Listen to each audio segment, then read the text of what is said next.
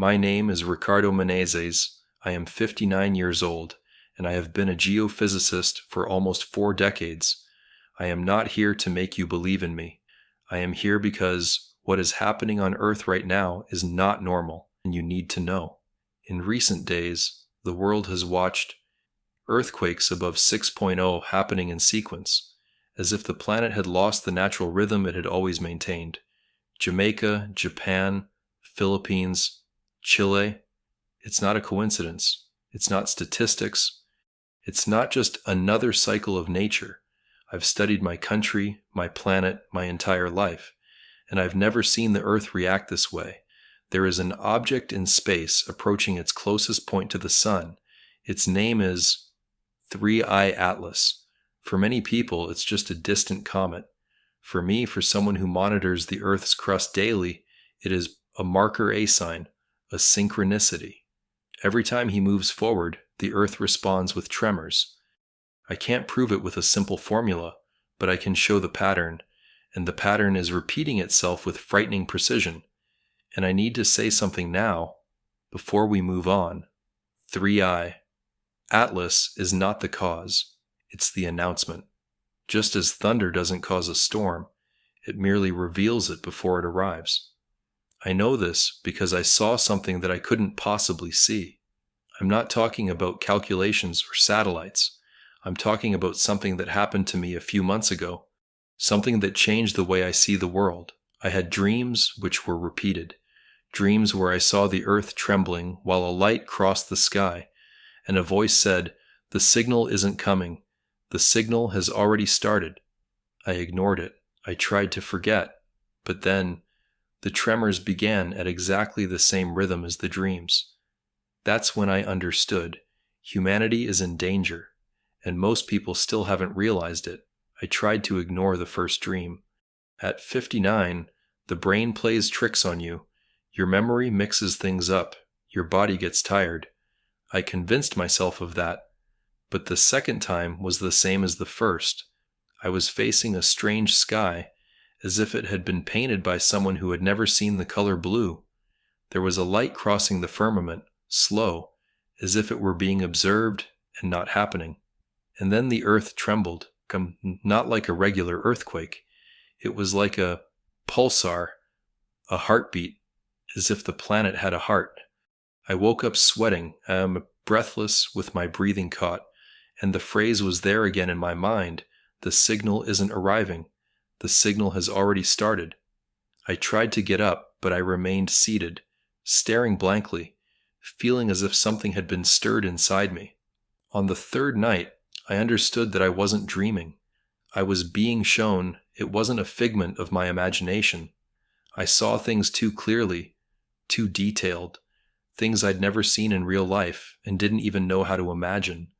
I was in a place where the horizon seemed to tremble as if the air had weight. The light in the sky wasn't a star. It wasn't a plane. It wasn't something that could be explained. It was 3I Atlas, seen from somewhere beyond the atmosphere. I didn't know how I knew this, but I did. And again, the same tremor, the same message. I woke up scared, but the fear wasn't of the dream. The fear was of the certainty that was growing inside me, and I had no control over it. On the fourth night, I didn't sleep. I stayed awake, sitting on the living room floor with the whole house silent. I wanted to prove to myself that it was all psychological, but I heard something awake. It wasn't a physical voice.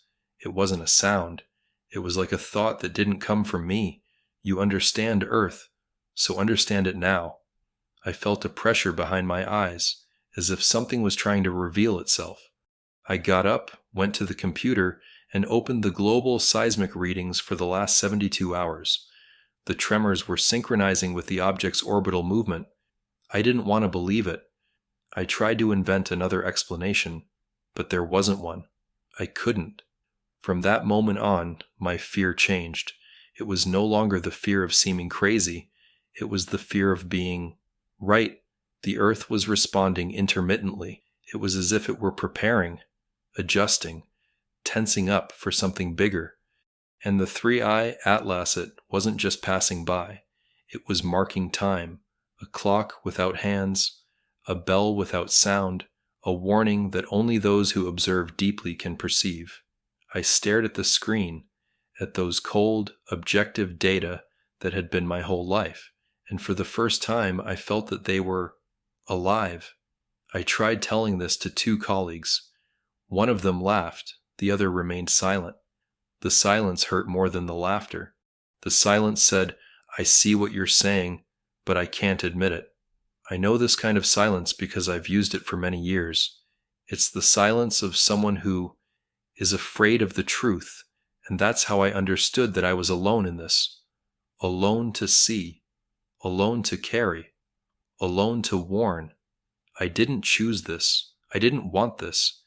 But now I already knew too much to remain silent, and when a man knows too much, he needs to speak, or it dies inside. I was in the lab that afternoon. It was a typical Tuesday, nothing out of the ordinary except for the constant feeling that something was about to happen.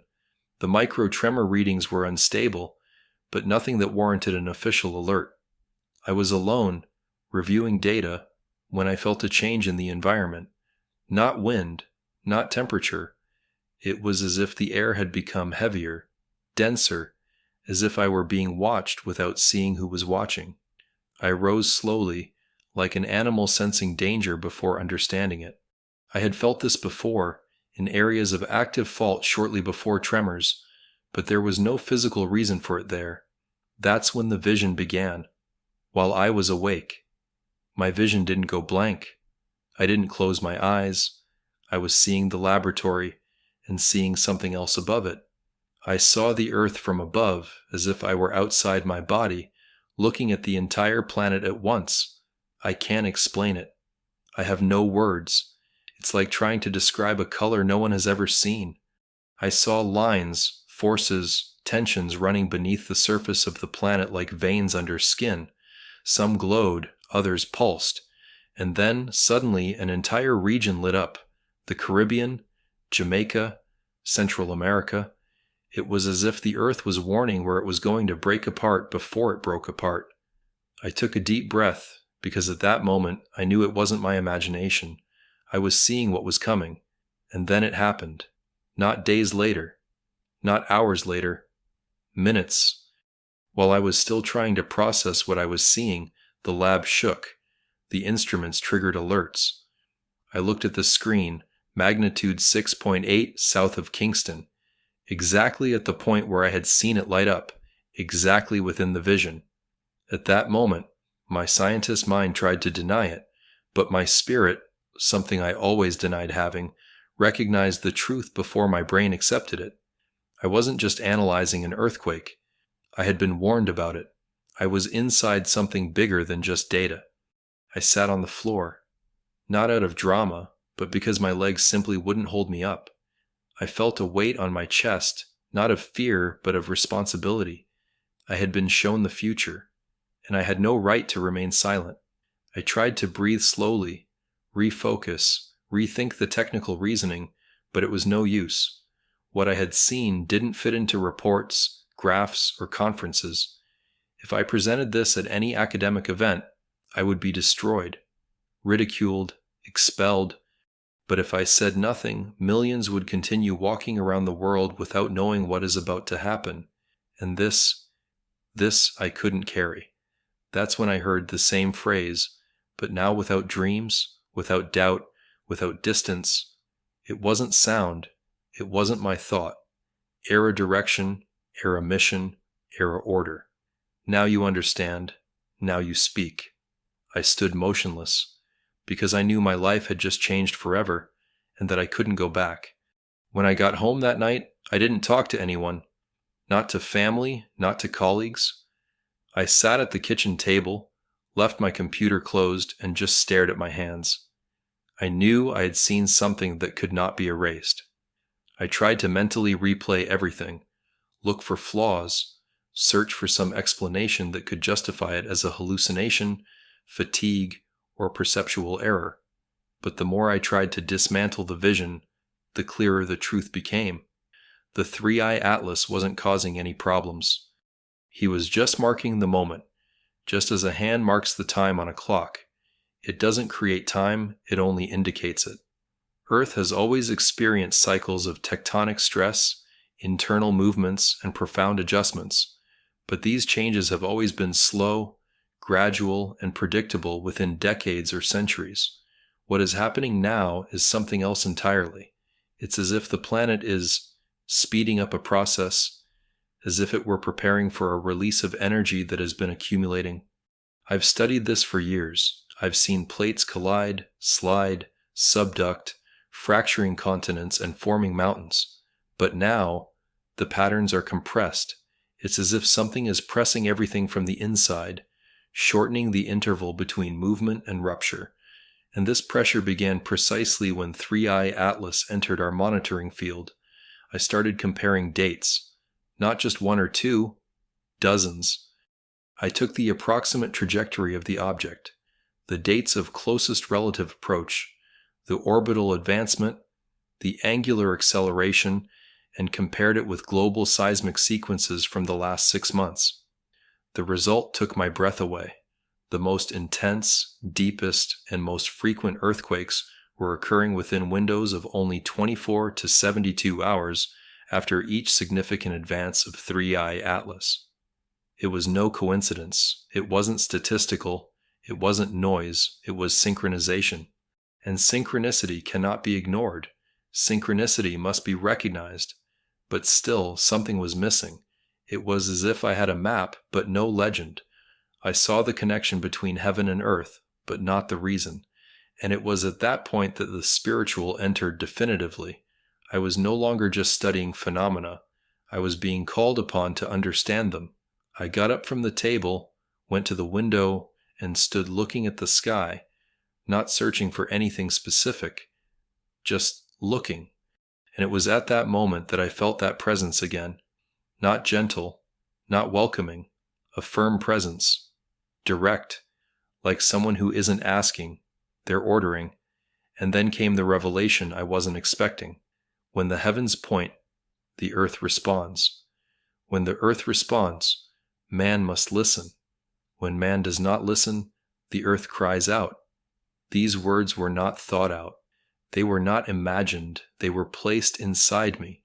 I felt them as one senses a truth that had been there all along, but had never been acknowledged. I understood in that instant. Atlas is the warning in the skies. Earthquakes are a warning sign on Earth. And what comes after that, it's no longer about science. This is about preparation. This is about alert. This is about spiritual and physical survival at the same time. I knew that the tremors the world was seeing were just the beginning. Those who monitor the earth know when it is releasing energy and when it is accumulating it. And now it is accumulating. It's like pushing a steel bow to its limit. It can hold for hours, weeks, years. But there's a point where I can't take it anymore. And that point is near. It's not theory. It's not belief. It's a calculation. The most sensitive fault lines on the planet are responding simultaneously. The Caribbean, the Pacific Ring of Fire, the Mid-Atlantic Ridge, the Mediterranean. I've never seen so many regions under stress at the same time. This means only one thing. When it breaks, it will break hard. I started recording everything in physical notebooks because I knew that digital files could be deleted, intercepted, or ridiculed. I wrote down dates, patterns, amplitudes, magnetic interference peaks, plasma flow variations, everything. And on the day I finished the last page, I felt the same presence. This time, without dreams, without vision, without noise. The message came as an absolute, firm, unquestionable thought. You should warn them. If they don't listen, you will still have done your part. I remained silent for long minutes, because it was no longer about being right. It was about to be faithful to what I was shown. The truth is, it took me a while to accept that this had any spiritual connection. I struggled with that idea. I tried to reduce everything to science, but science ended where reality continued. I saw the earthquake before it happened. I felt the warning before it manifested, and when that happens, You're no longer dealing with numbers. You're dealing with purpose. And purpose doesn't ask for permission. It imposes itself. It fulfills itself. That's how I understood that what is coming is not just geological, it is spiritual. The earth is not just moving, she is being moved. The tremors that the world is seeing now, Jamaica, Haiti, Mexico, southern Japan, the Aleutian Islands, are preliminary waves. These are the same things the body does before a total collapse, involuntary tremors, signs. The earth is warning us, but she doesn't give you a second warning. When she decides to release pent-up energy, she doesn't care about borders, governments, economies, or opinions. She simply releases it. And when that happens, entire cities will feel it at the same time. I'm not saying this to cause panic. I'm saying it because most people don't understand the magnitude of what is about to happen. Now I need to say something as a final warning before the next chapter. The 3-eye atlas is almost at its closest point of approach. When that happens, the synchronization, it will reach its peak. And what's coming next? It will not be an isolated earthquake. It will be a sequence, a wave, a final call. The sky is making the announcement. The earth is responding. And we are running out of time. If you're listening to me now, hear one thing before you make any judgment.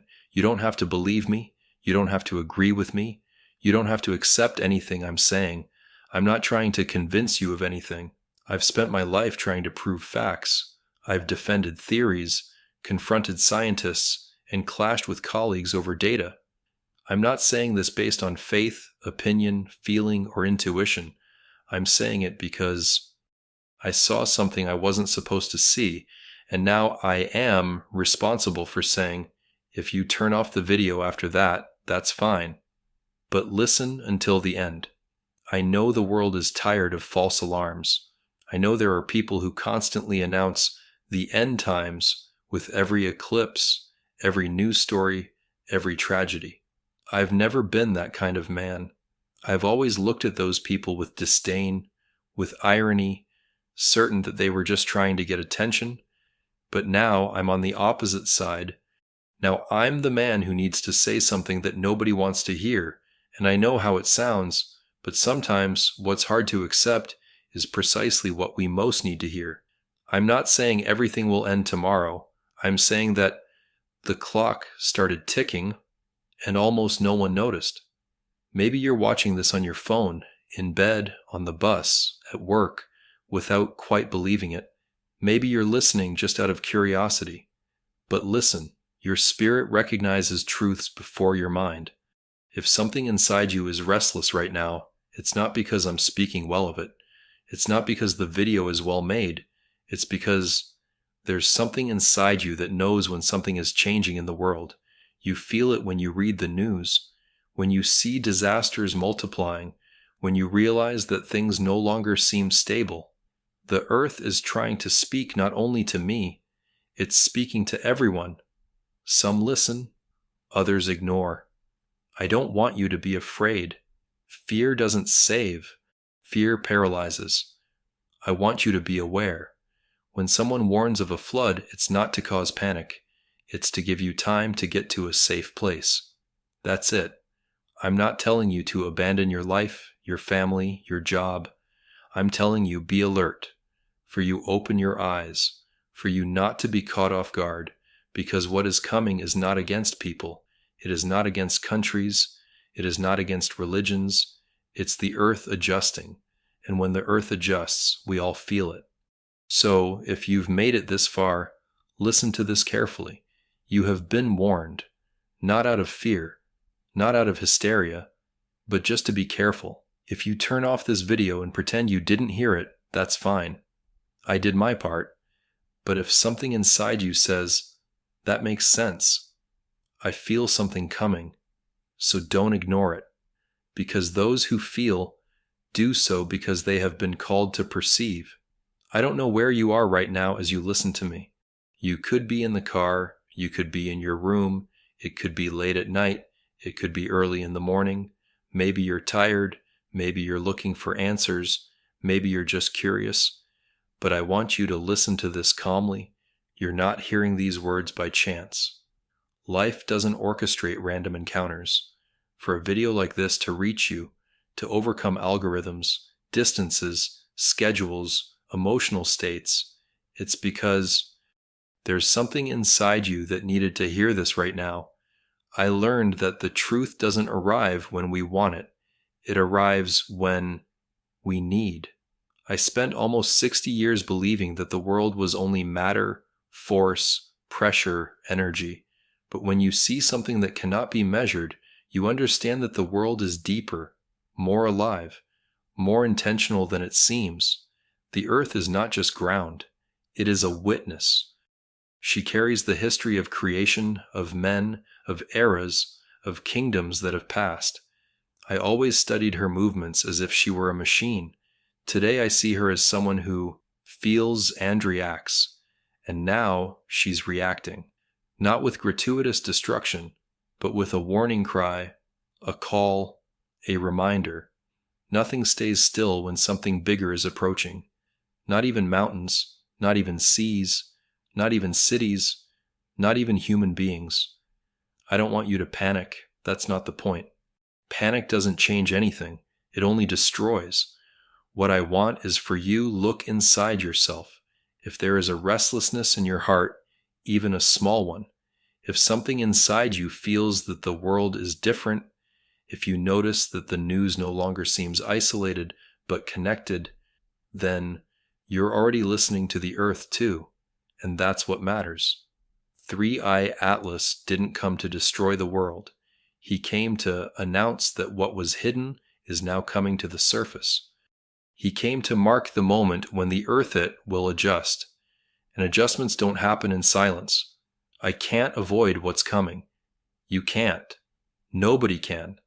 But we can be aware. We can be emotionally prepared. We can to stand firm when the ground shakes. Because the ground will shake. Maybe not today, maybe not tomorrow. But we are no longer in the maybe phase. We are in the phase of observe, recognize, and be attentive. You don't need to tell anyone. You don't need to become a truth activist. There's no need to argue with anyone. The truth doesn't need to be defended. It supports itself. But do one thing. Pay attention in the coming days, in the next tremors, in the movements of the sky, in the news that will emerge, and most importantly, based on what your spirit feels. Because the spirit recognizes before the mind understands. If something inside you knows this is real, even if you can't explain it, then follow that feeling. Don't turn your back on me. Don't sleep on it. Don't get distracted and forget. This is not the end, but it is the beginning of something. And when something begins, someone needs to be awake to notice.